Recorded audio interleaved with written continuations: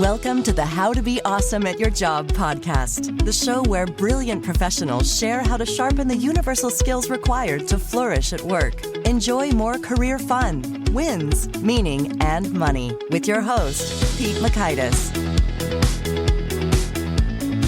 Hello, and thanks for joining us for episode 780 with David McRaney. David has studied in depth how minds change and how you can change them, and he does such a great job. So you'll learn 1, why facts alone can't persuade others. 2, a simple question to make you more persuasive. And 3, a step-by-step guide to changing even the most stubborn of minds.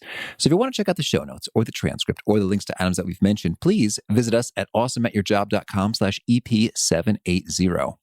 Interesting note on this one, we had a lot of fun and our calendars, I guess, were open. So we went long, and I've broken this into 2 pieces. The first one is a typical episode, and the second is a role play that we did in which I role play the character of someone who is skeptical about climate change, and we watch David go through a systematic process by which he is doing some mind changing. So we can see what that looks like as a demo. So if that's of interest to you, in the interest of having this episode not be way longer than the others, that is in a second part. So you can see that right next to this episode in your podcast playing app and tap it there. Big thanks to David for sharing his wisdom with us. And big thanks to our sponsors. Check them out.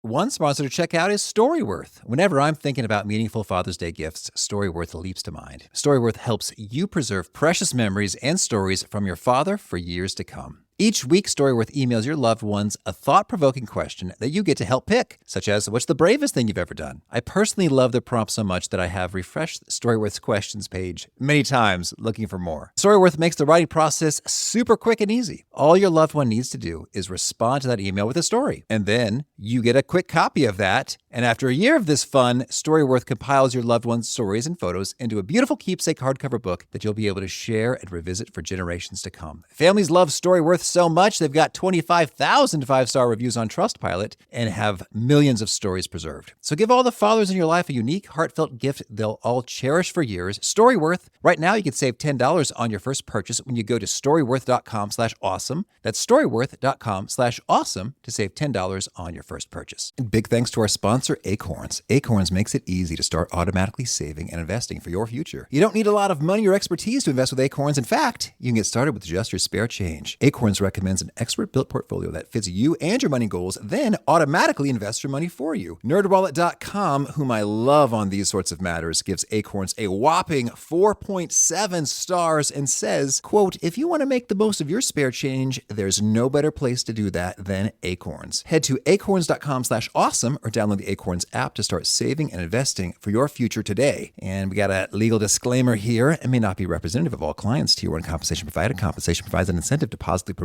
Acorns. View important disclosures at acorns.com/awesome. Investing involves risk, including the loss of principal. Please consider your objectives, risk tolerance, and Acorns' fees before investing. Acorns Advisors LLC, Acorns, is an SEC-registered investment advisor. Brokerage services are provided to clients of Acorns by Acorns Securities LLC, member FINRA/SIPC. For more information, visit acorns.com. One sponsor to check out is Harvard Business Review. This brilliant magazine, published at hbr.org, is the leading destination for smart management thinking. Fun fact, HBR has been mentioned in 108 episodes of the show. That's because HBR has great stuff that comes up often. They've got explainer videos, podcasts, real-world case studies, and much more. I think of HBR each night that I put on my special orange glasses. Their article, Will Blue Light Glasses Improve Your Sleep?, revealed that those who wore them reported better sleep and a 7% improvement in work performance as compared to those who wore the sham glasses. So I cite HBR anytime anyone tells me that I look silly wearing them. Now, much of HBR's content is available for free when you sign up at their site. Subscriptions that get you unlimited content cost $10 a month. If you visit hbr.org/subscriptions and enter the promo code AWESOME, you can save 10% off of that subscription. Again, to save 10% off of your HBR subscription, go to www.hbr.org/subscriptions and enter the promo code AWESOME. So now, here is David. David, welcome to How to Be Awesome at Your Job. Thank you so much for having me. It is so cool to be here. I'm excited to talk about your book, How Minds Change, The Surprising Science of Belief, Opinion, and Persuasion. But first things first, David, we got to know about your stint as a strongman in the circus. How in the world did you even know this? I feel like I'm on Hot Ones. That's one of those that's one of those deep cuts. I was at a Renaissance fair a couple of years. It was right before COVID, and I am a giant dude. I'm 6'2", and they were like, "Hey, do you want to? We need a strong man." They pointed right at me, and I was like, "Sure, I'm into it." So I got up on stage, and it was one of those acts where you have an acrobat climb up your body and then stand on your shoulders, and you have to hold them up, and they juggle flaming objects back and forth with their assistant, who is inside a shopping cart that's slowly rolling away. And I had to do all sorts of action. It really was hard because I was like, if I mess this up, one of us is going to be horribly injured. I'll be covered in fire. It's a Renaissance fair in Louisiana, so it's just going to be a YouTube video. It's not like there's going to be medical attention that's going to rush over to our aid. It's going to be one of those things that people share online and say, don't do that. So that's what I did. It was fun. I'm into it. So that's pretty high stakes. It sounds like there wasn't a lot of prep. You just launched right into it. Yeah, it sounded fun. I mean, I was wearing a full kilt, and I just was in the mood to do weird stuff at a Renaissance fair. So if that speaks to my character in general, yeah, I'm down to do crazy stuff if it seems like there's going to be a good story involved. And so I finally get to tell it. This is, I think, the first time I've told anybody. Ah, well, we're honored. My immediate friends and family. Beautiful. Well, thank you for sharing. And I think that really does set a great foundation somehow for the topic to come. Let's talk about how minds change. And could you kick us off with a particularly surprising or counterintuitive or fascinating discovery you've made about us humans and our brains and persuadability while putting together this book? One is the idea that humans are flawed and irrational, which I used to talk about all the time. And the other, that some people are completely unreachable and unpersuadable, which I also used to say. I said that, I talked about it in the beginning of the book, that I was at a lecture once and someone asked for my advice on reaching out to their father, who had gotten into a pretty deep conspiracy theory. And I, at the time, this was years ago, said, I don't think you have any hope here. This person isn't willing to change their mind. And I never felt good about that. I never liked that answer. And then I witnessed the incredible shift in public opinion and attitudes towards same-sex marriage and LGBTQ issues in general in the United States, leading to the Supreme Court decision. And interested in that, I started investigating it and found my way to the work of both Tom Stafford and Hugo Mercier, who are in the book and who have been on my podcast, and who I, at this point, know them well enough to be able to chit chat. Hugo Mercier has a great book called The Enigma of Reason, which I highly recommend. And it is an explanation of the interactionist theory of human cognition, which is his work with Dan Sperber. The simplest explanation of that is humans, we evolved over time to reach consensus towards common goals, common courses of action, to share worldviews, to be more effective in groups. And we have these two cognitive mechanisms underlied by biological mechanisms, that one is for producing propositions and one is for evaluating propositions. And they work differently. And oftentimes we'll find ourselves in environments where we're only producing arguments. Often we're doing it in isolation, and it's different from evaluating arguments. And then that combines with what Tom Stafford has put forth, a new model called the truth wins theory. Everyone who wrote books about this sort of thing, there was sort of a new hotness in the world of pop science, which was humans are irrational and flawed. And sort of the idea that, the same reason we lock our keys in our car and send emails to the wrong person scales up to climate change and things like that. Most of that research, even though it was done on lots of people, those people were researched in isolation. And that means that we were looking at what an individual does and how an individual comes up with solutions to problems or reasons for thinking something or justifications and so on. And yeah, individuals do that in a very biased and lazy way. But if you give people the opportunity to approach those same things as a group, you get a much better outcome. And so those two things together were the first sort of torches in the distance that I walked toward as I moved through all sorts of on-the-ground reporting with activists and cults and pseudo-cults and conspiracy theory communities and experts who study all these things, leading up to arc of really shifting my view on how to not only how minds change, whether or not it's through persuasion, but also how persuasion actually can work in a way that actually brings results. So that all sums up into one big epiphany for David McRaney, which is, I don't think anyone's unreachable anymore. I don't think anyone is unpersuadable. I think that the frustration we often feel when we are approaching someone who doesn't seem to want to change their mind or resists it deeply, that frustration is better directed at ourselves for not approaching them in a way that would help them arrive at a different conclusion or see things differently. In the book, I use the metaphor of it's like trying to reach the moon with a ladder.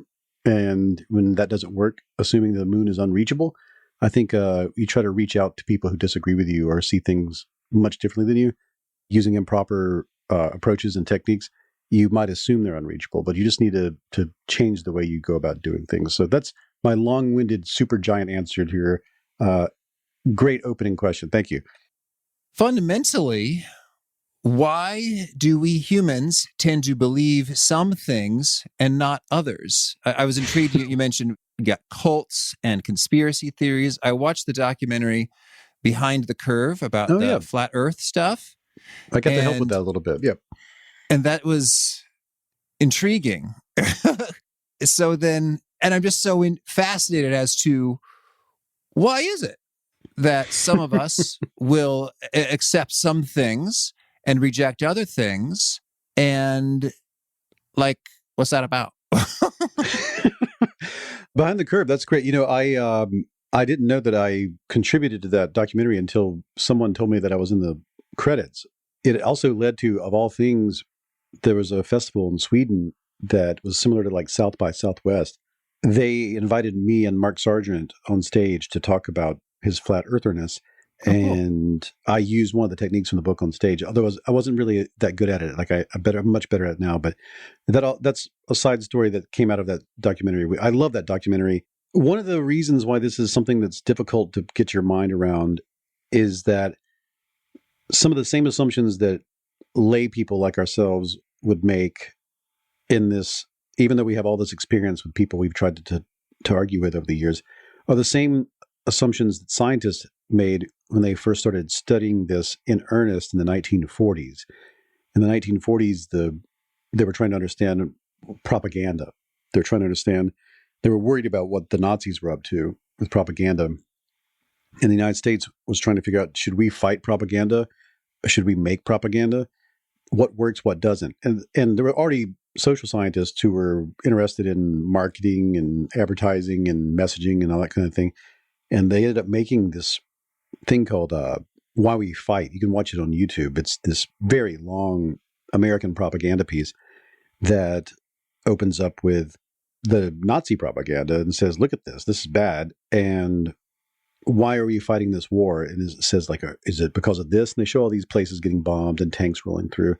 And they say, no, no, no. And then eventually they show, like, the Statue of Liberty and the Magna Carta and stuff like that and say, this is why we fight. Light torches of freedom that are being snuffed out around the world. And they had this whole idea, we're going to show this. They showed it to the president. The president was like, this is so good. I wanted this in every theater in the United States. And they went to boot camps and things like that and showed them the film, and they measured the impact of it. And what they discovered there is something that we all often discover when we try to get people to see things our way. We throw a bunch of facts at them, a bunch of links. We tell them to go watch these videos, read these books. And what they found was there were these misconceptions that they were worried about. One was that the war would be over in just a couple of weeks, that the German military is very small, that the UK wasn't doing a very good job of defending itself. We were just coming in to save them. They wanted to get rid of these misconceptions. And they found that the film did a great job of doing that. It did correct people's incorrect beliefs. The facts were in their mind were updated, but their attitudes were not changed in any which way whatsoever. All their opinions going in about the war, things like it'll be over in this amount of time, or their negative or positive evaluations of things, no change. And that led to a new wing of research into persuasion in which we started to actually think of categories of mental constructs that were separate from one another. Attitudes aren't the same as beliefs. Beliefs aren't the same as attitudes. Then you have values and norms and opinions, and these things are interchangeable terms, and we're just kind of talking in our lay language, but they are not interchangeable when we start trying to divide them into mental constructs.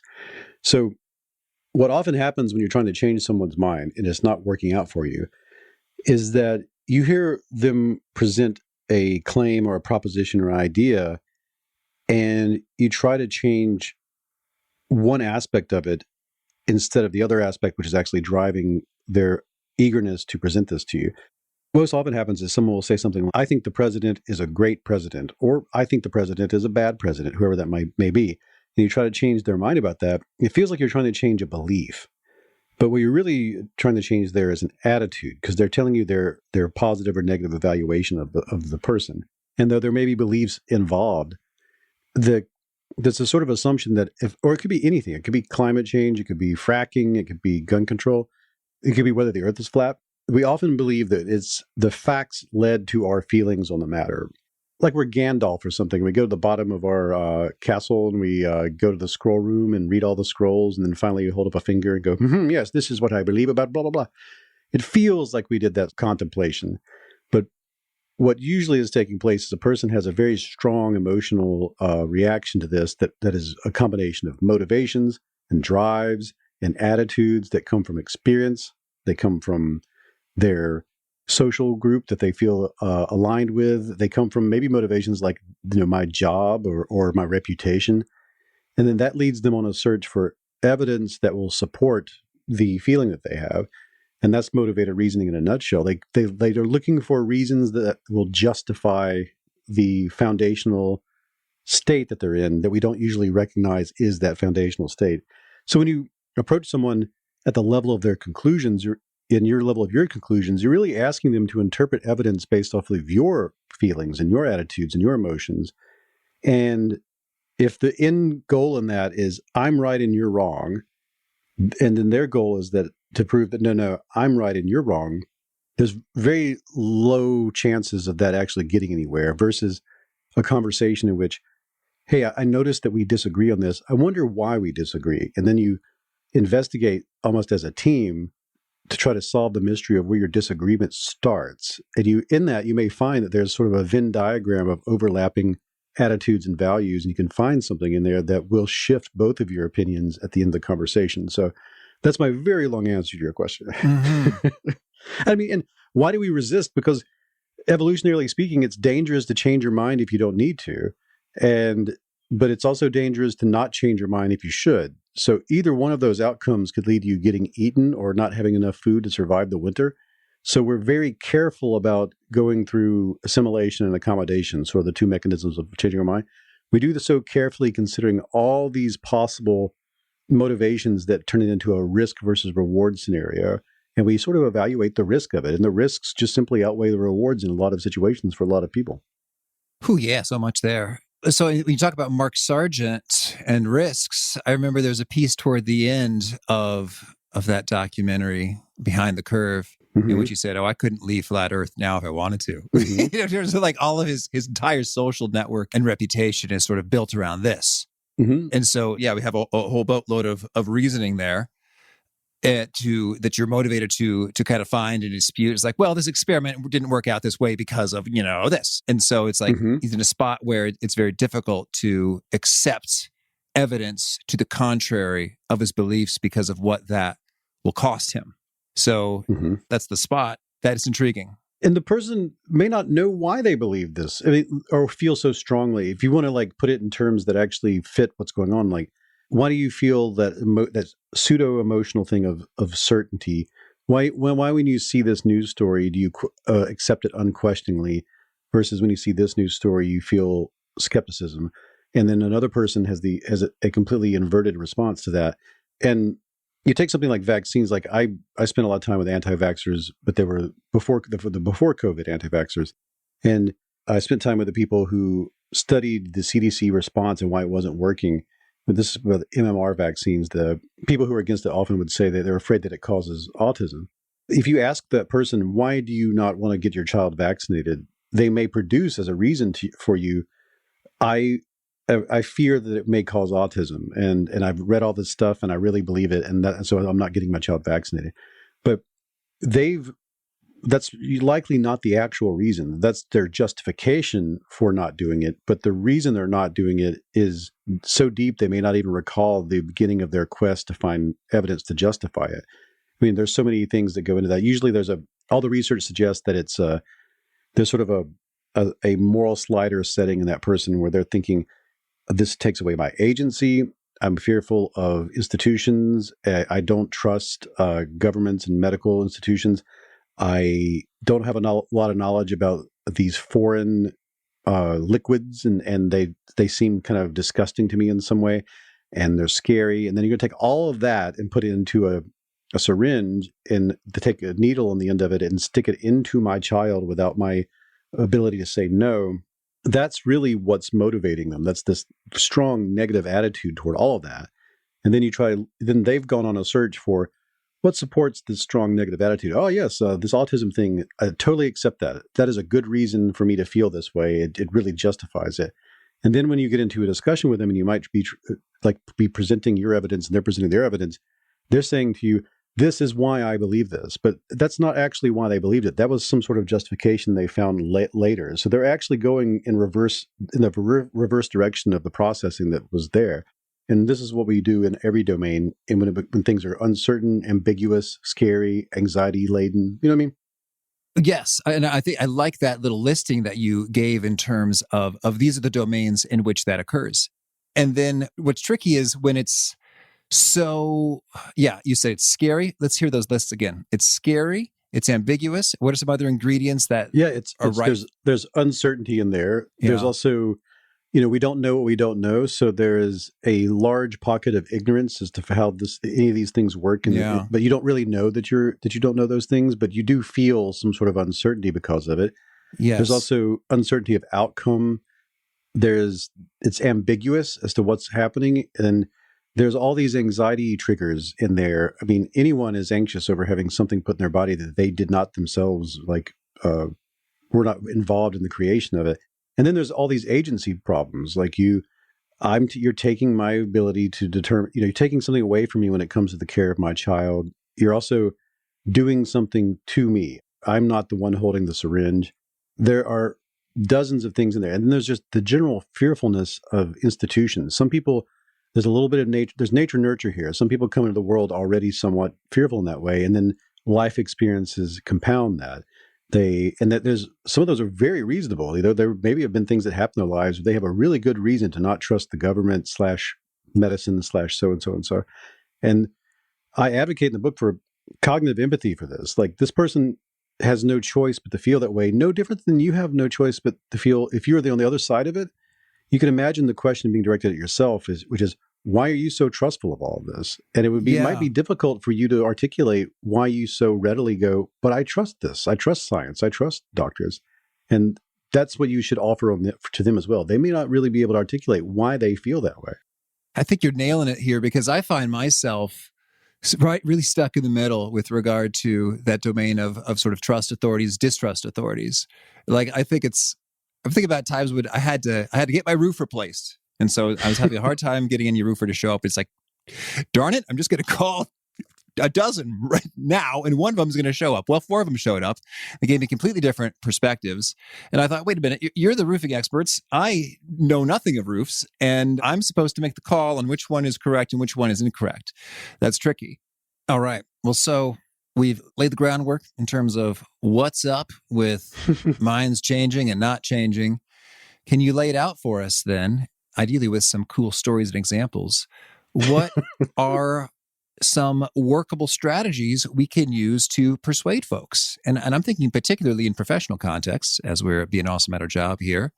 So lay it on us. How is it done? So in the beginning of the book, I hang out with 9/11 truthers, conspiratorial communities. I go hang out with deep canvassers who are this activist group in Los Angeles. They go door to door, knocking on doors and change people's minds about wedge issues in about 20 minutes. I spent time with the researchers at NYU who studied the dress, which helped me understand the nature of disagreement at the level of neurons, and flat earthers and all sorts of stuff. And Westboro Baptist Church. I visited Westboro Baptist Church, talked to people who left, went to their Valentine's Day Sunday services, and also went to the building across the street that protests them regularly, the Rainbow House.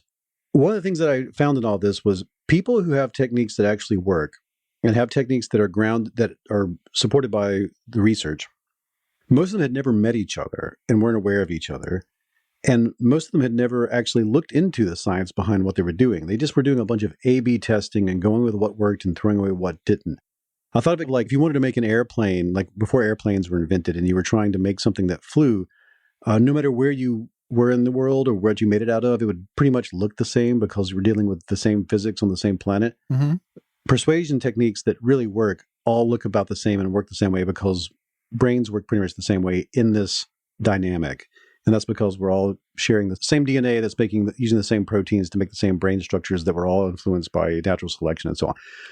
That leads me to, if I was going to give you something that I feel like demonstrates this well, I would use street epistemology because I think it's the easiest one to understand up front, and it helps you understand the others really well, and you can apply it in a business setting, in a workplace really easily. The first thing you need to do is, when it comes to, if you want to change somebody's mind, my step 0 in all of this is ask yourself, why do you want to do that? I find there's a lot of value in introspecting as to why it is important to you to persuade someone in one way or another. Try to make sure that you do have, at least believe you have, the moral high ground, the ethical high ground, or you are factually correct, and then investigate as to whether or not that is so before you enter into this space. Then try to determine what it is that you want to change on the other side. Is it a belief, is it an attitude, or is it a value? A belief is a estimation of something being true or false, a fact-based claim. Attitude is an evaluation of positive or negative, good or bad. And a value would be, where should we put this in the hierarchy of things that we were willing to put our time, money, and effort into? Kind of like important or not important. Right. So establish that first, and then you'll be much better off as to which one of these techniques works best. Street epistemology works really best when it's a fact-based claim, but it can be used for anything. So the order of operations goes like this. First, build rapport. Rapport is important because we are social primates, and the thing that we care about even more than our own mortality is whether or not our reputation is at stake in any dynamic. If you communicate anything to the other person that can be interpreted as you should be ashamed for thinking, feeling, or believing X, that's the end of that conversation. You are now placed in the category of them, or you're just considered a dangerous person who might get them ostracized or might get them canceled or something to that effect. Nobody wants to be on the end of that dynamic. So you may not intend to do it. You may not have that in your heart, but it's very easy to get somebody to feel that way. It's very easy to communicate it. And you may actually do feel that way. You need to make sure you establish rapport. The same way, like, I'm sure we all have friends that we can go have drinks with, and we don't agree with half of the things they think about the world, but it's okay. They're our friend. Like, they go on our zombie survival apocalypse squad, even though we don't agree with them on everything. And we might even see the same movie and they hate it and we love it, and we're okay with that because we have that trust as social primates. So you need to establish that up front. Do what you have to do. If you have a relationship with that person, like it's your parent or a family member or someone in your job who you've had a lot of bad conversations with over the years, it may take a while to build that rapport. You may not be able to start this process until you've had a couple of meetings and hangouts where that rapport is reestablished. So it's vital that that's there first. Otherwise, they'll stay in what psychologists call the pre-contemplation stage. They're not going to engage in active processing of the message you're going to deliver until they feel like they can trust you to disagree. They feel like they need to feel that they can disagree with you and nothing bad will happen. Mm-hmm. So that's got to be upfront. Now, it's very easy with strangers. You can establish trust very quickly with strangers. And then you be transparent, be open, ask their consent, and say, I'd like to explore this topic with you. I'd like to hear what you think about it. I'd like to kind of figure out where you're coming from on all this. And if that's okay with you, you may even change your mind by the end of this conversation. If you're all right with it, would you be willing to have this conversation with me? If they agree to all that and you're transparent, you just ask for a very specific claim. If it was, I believe the earth's flat, that's what you would say. Like, give me a specific claim in there. They say, well, I believe the earth is flat. Once you get that claim, repeat it back to them in their own words. They may tell you all sorts of things. They may be very elaborate, and you need to try to repeat it back in a way that shows you really do understand where they're coming from. This borrows a little bit from the feel, felt, found method of approaching people. It also borrows from all sorts of therapeutic models where it's important to reflect, to paraphrase and reflect back what they're telling you. If they say that you've done a good job and they're satisfied, now you need to clarify their definitions.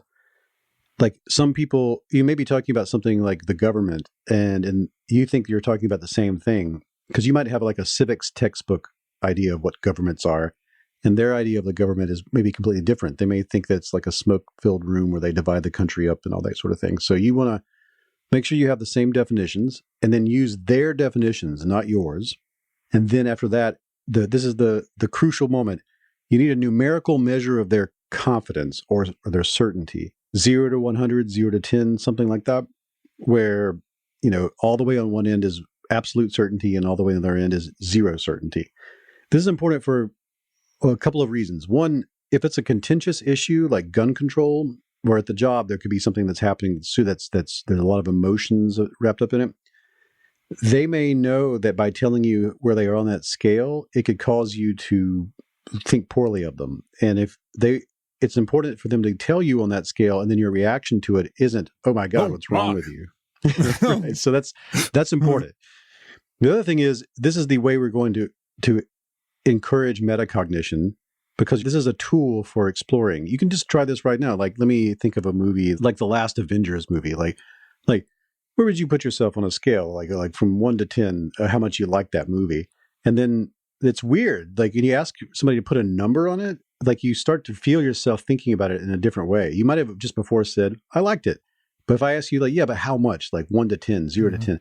You say, "I use a little 7. It feels different. It feels like a totally new thought that you hadn't had before. Yeah, there's more effort for sure. It's like, well, it's certainly not as good as The Dark Knight. I mean, come on. Yeah, what would you put yourself on The Dark Knight? Or I would say it's a 9. It's not perfect. It's a 9. I'm like, so where's the Avengers then if that's a 9? I'm like, oh, well, I mean, it was good. I enjoyed it. 7, 6, 7, 7, 6. You can feel that process that's taking place. That you can do that with any topic. What do you feel about this new policy we put in at work? Like from 1 to 10. Like 10 is the best thing ever was. 1, we should never have done it. Well, and they start having that reaction.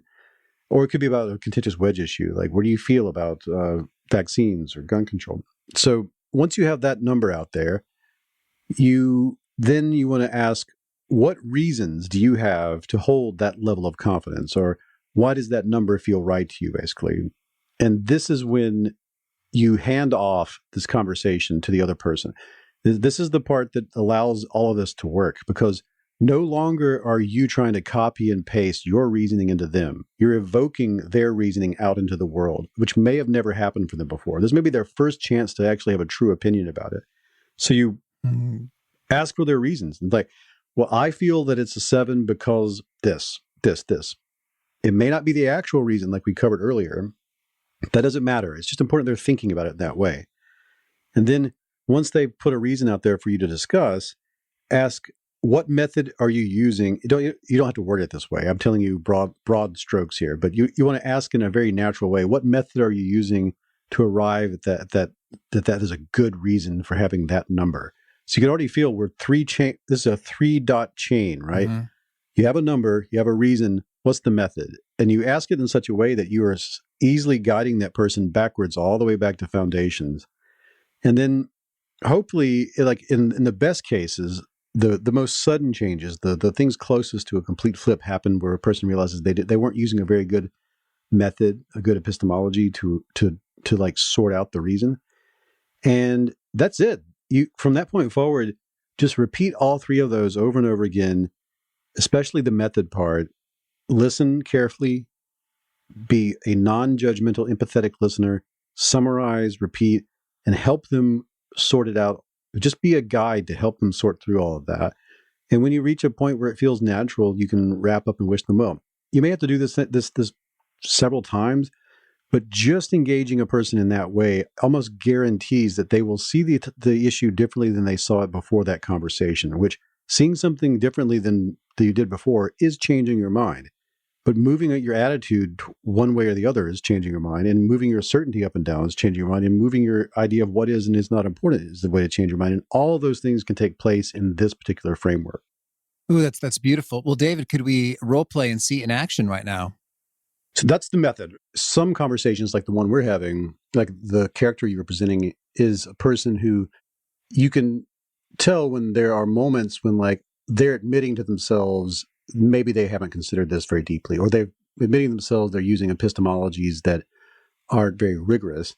But usually at that point, a person starts to feel a little bit of reactance, and they don't want to lose face in front of the other person, and they need time to think about it on their own and let it flourish, let it blossom inside of them.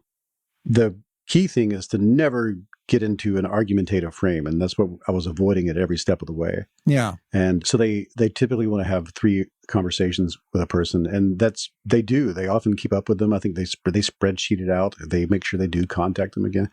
And on an issue like this, where like if you're the persuasive epistemologist, if you're not a climate expert, and we're avoiding talking about facts anyway, you have to admit to yourself that like there are good points on the other side, like, and you have to bring those points forward. But the idea is to like establish a good dynamic in which we're both trying to kind of figure out how would we understand this thing, or how are we using good ways of, are we parsing the data well? Are we using news source? Are we actually using news sources? Are we experts? And I hope that some of that was coming through in the conversation. Mm-hmm. Yes. Well, thank you. That is handy in terms of, indeed, at no point you're like, you realize you're going to get us all killed, right? Like, oh, so you're a climate denier. That's what you are. Oh, okay. I know all I need to know about you. Mm-hmm. So yes, so non-argumentative, and it does indeed feel open. And I guess as I reflect on this conversation, it's refreshing, and it's different from, I guess, what you see in politics on both sides. Is just like the other side is very bad and wrong and evil, and we need to do to demolish and defeat them. is the vibe you get when you look at U.S. political discourse in 2022? Yeah, I mean, like I use the dress in the book is to try to demonstrate that with the dress, some people saw it as black and blue, some people saw it as white and gold, but you had no choice in the matter. Like that's just what your brain resolved it to be. And if you got into an argument with someone about, no, it's this way, no, it's the other way, you'd never get an opportunity to have the kind of conversation where you could ask, like, I wonder why we see it differently, or I wonder why other people would see it differently than you, which opens you up to this introspection and also this critical thinking frame of like, I do wonder what is the nature of disagreement. And some little voice inside you says, oh yeah, I could be wrong about this. Or, oh yeah, it's difficult to be certain of anything. And there are reasons why people think, feel, and believe things. And with the dress, it was because the more exposure you have to sunlight, the more time you spend in the daylight or you work around windows, the more you assume when something's overexposed, it's overexposed in the blue side of the spectrum. And the more time you spend around incandescent light, which is mostly yellow light, the more you assume something is overexposed in the yellow side. So the picture itself was very ambiguous as to what it was overexposed, but it was ambiguous as to what was causing the overexposure. And so a person's experiences with different kinds of light sources determined what they subtracted from the image, resulting in 2 completely different ways of seeing that thing. But the same thing takes place in politics or even an issue like climate change, like we were discussing. All the experiences that person's had up to that moment, this is an issue that's uncertain and ambiguous and requires some expertise to understand. So to come to any conclusion on it, you're going to have to use something that comes from your priors. In the character you were communicating to me just now, this person was using ideas of trust, this ideas of where the money goes. Like that's something that you can understand. That's something you can use to determine whether or not I feel very strongly about this. But one of the parts of the technique that comes from motivational interviewing is always ask the other person, if they're a 5, why are they not a 4? Or if they're a 4, why are they not a 3? And what happens often is that they have to present an argument for not going that way. And then you take that argument and that's what you pump your energy into, and to give them the ability to articulate, and that usually they'll go up. What I didn't do is ask you, were you on the scale again? Because that's usually how you measure that you've had some sort of effect. But it didn't seem in that particular conversation that the person on the other side was ready to reevaluate, because the thing that was coming to the fore was, I am not an expert and it would be difficult to become an expert on this, and I haven't read a lot about this. So therefore my opinion isn't really on a strong foundation. And that needs to mature in the other person before you take it to the next level. Mm-hmm. Yes. And I liked how, I guess you also determined that if I have skepticism associated, or the character has skepticism associated with moneyed interests, then that really could be an interesting point in terms of, hey, get a load of these people who walked away from tons of money by going to the other side. It's like, oh, huh. So there are some folks who made this call based on convictions that cost them something. That's sort of persuasive. Or you could go with oil and gas companies or politicians that are supported by them. They have vested interests, and so the conspiracy could be on the other side if there is something like that afoot, or there just is human activity that's based more off of like, I need to stay rich and have a nice car and live in a nice house. So you could always take that, because that's more like, that's the fundamental attitude, that's the fundamental anxiety, that's the fundamental skepticism that's at play, and it's something that could be applied on either side of this dynamic, this issue, and could move a person from a 4 to a 5, or at least put them into the state. The street epistemologists, they often say, like, their goal is not to change the other person's mind. Their goal is to encourage that person to use critical thinking, or encourage that person to examine how they come to certainty at all. If they happen to change their mind in the conversation, that's one thing, but that's not what they're attempting to do. It's just a happy happenstance if it does happen. So, but it's more about, did I encourage that person to think in a new way about this particular issue? Mm-hmm. Well, David, thank you so much. Good stuff. Let's hear about some of your favorite things now. Can you share a favorite quote, something you find inspiring? It's attributed to Mark Twain. Probably you didn't say it, like most things attributed to Mark Twain. It's not what you don't know that gets you in trouble, it's what you know for sure that just ain't so. I like that one a lot. Mm-hmm. And a favorite study or experiment or bit of research? One of my absolute favorite studies is this coin flip experiment done by Tversky. Kahneman and Tversky is one of their old ones. You have a person flip a coin. You tell them you flipped a coin. It's all on paper. And you say, you flip the coin. If it comes up heads, you win $200. If it comes up tails, you lose $100. And that's the situation. And then you divide people into two groups. One group, you tell them the outcome of the coin flip, and you randomize it. And then you ask them, would you like to flip the coin again under the same conditions? And everybody chooses to flip it again. And you ask them why. They say, some will say, but if it didn't come up in their favor, they say, I need to flip the coin again to win back the money I lost. And if it did come up in their favor, they say, I need to flip the coin again because I'm ahead and I can risk it. So either way, they come up with a justification for flipping the coin a second time. However, in the other group, you don't tell them the outcome of the coin toss. And if you do that, nobody chooses to flip the coin a second time, which is incredible, because we already know from the other group, it wouldn't matter which way it comes up, you would have chosen to flip it. But if I don't give you the information required to justify flipping it a second time, you won't do it because you can't do it. Because there's a mountain of evidence that suggests we don't make the decision that is the quote-unquote best. We make the decision that is easiest to justify. And if we're denied the opportunity to justify, we just won't make a decision. Mm-hmm. Yeah. And it's not fun.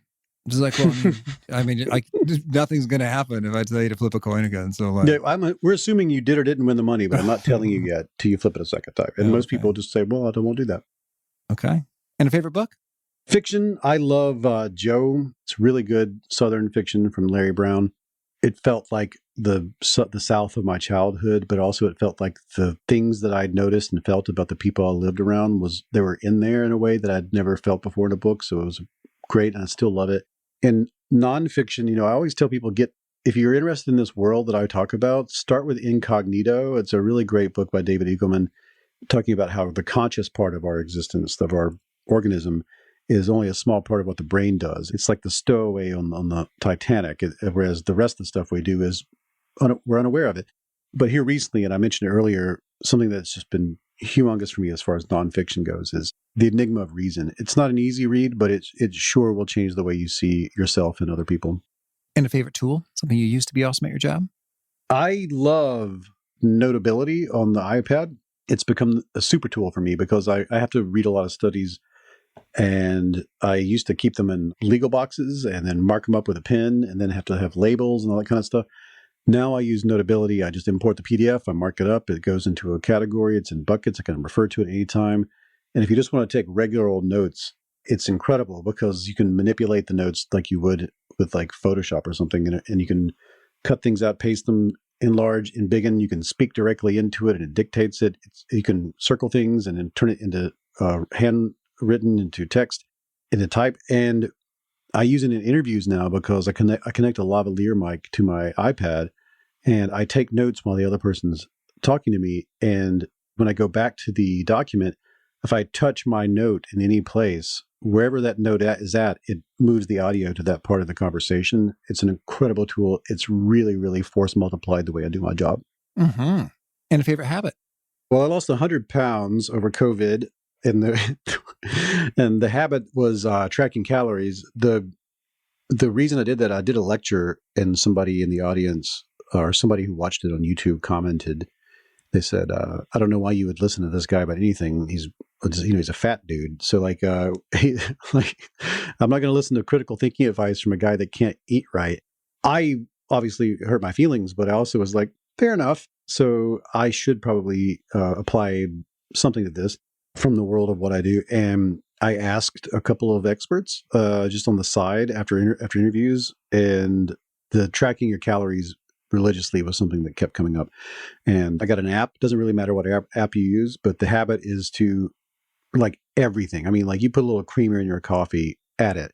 Every single little tiny thing you put in your body goes in there. It is astonishing how overboard your calories are without your realization of it. You just really kind of have this intuition that, that wasn't that bad. When you go over the line pretty easily. Changes everything for me. I was able to lose 100 pounds using that technique. Okay. Is there a key nugget you share that seems to connect and resonate with folks? It's Kindle book highlighted and retweeted, etc. Well, in the most recent book, a lot of people, the early interviewers, are talking about debates have winners and losers, and nobody wants to be a loser. So the most important thing is to have a conversation where you try to get at why do we disagree on the issue. Mm-hmm. And if folks want to learn more or get in touch, where would you point them? All of my stuff on my podcast is under You Are Not So Smart, youarenotsosmart.com. And that's the name of the podcast. How Minds Change is just the name of the book. And you can find information about everything I do, from lectures to consulting to books and everything else, at davidmcraney.com. Mm-hmm. And do you have a final challenge or call to action for folks looking to be awesome at their jobs? Yeah, it's a thought experiment that my friend Will Storr created. And it goes like this. Ask yourself, are you right about everything? And, some people are going to say yes. That is a whole issue that you got to work on, my friend. But let's assume you're like the rest of us and you say no. If the answer is no, ask yourself, what are you wrong about? And if the answer to that is, I don't know, ask yourself why you don't know and how you would correct that. I think that's useful in any job. All right. David, thank you. This has been a treat. I wish you much luck with your book, How Minds Change, and all you're up to. I appreciate it, man. Thank you for all your patience and for your participation and your willingness to get into weird territory. I think that's fantastic. I love so much of what David had to say in terms of not going into it with an I'm right and you're wrong dominance, but rather, hey, let's evaluate how he came to these conclusions and see why it is that we have a differing point of view here. Very powerful. Again, the show notes, the transcript, the links to items that we've mentioned are at awesomeatyourjob.com/EP780. And if you want to hear our role play, well, please check out that other segment there, and you can do so. Hope to catch you next time, and peace. Thanks for listening. To get the most out of the show, we recommend 2 key things. First, check out the extra resources at awesomeatyourjob.com. You can find this episode's transcript and links, as well as the perfect episode for your situation. You can search the full text transcripts of hundreds of episodes or explore episodes tagged by topic and competency covered. Second, subscribe to the podcast and get future episodes automatically. You can subscribe by telling Siri and several other smartphones and speakers, subscribe to the How to Be Awesome at Your Job podcast, or by tapping subscribe in your podcast player of choice. If you'd like some extra help figuring out podcasts and how subscriptions work, visit awesomeatyourjob.com/subscribe for guidance. Hope to catch you on the next episode of How to Be Awesome at Your Job.